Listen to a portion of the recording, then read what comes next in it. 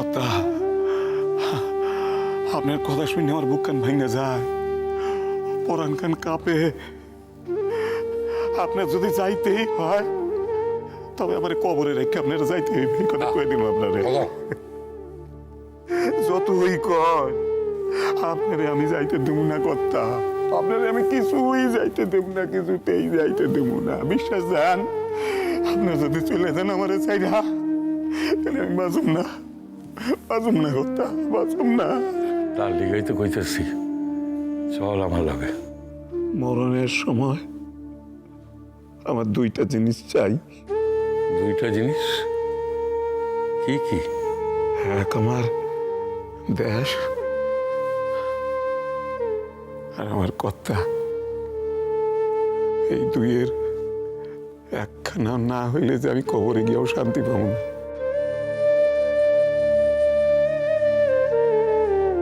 এখন কথা কত, সর্বক্ষণ মরণের কথা কইস কেন? কি হয়েছে তোর? আমি তো খারাপ কিছু দেখি না। বয়স হইলে যা হয় তাই হয়েছে, সে তো আমার হয়েছে। তোর কি খুব ক্লান্ত লাগে? তা আমারে কইস না কেন? হ্যাঁ, দুধা ওষুধ দিয়ে তোরে আমি চাঙ্গা করে দিতাম। চাঙ্গা কইরা দিতে আমার কি হয়েছে আপনি বুঝেন নাই? তা কি এর ডাক্তার হইলেন আপনি? হ্যাঁ কথা, আমার শরীর খান ভাঙে নাই, আমার এতদিনের মন খান ভাঙ্গা একেবারে টুকরা টুকরা হইয়া সারছে। আপনি বোঝেন নাই? আপনার ভাঙে নাই? শুধুই কি দেশ ভাঙ্গা টুকরা টুকরা হয়েছে কথা?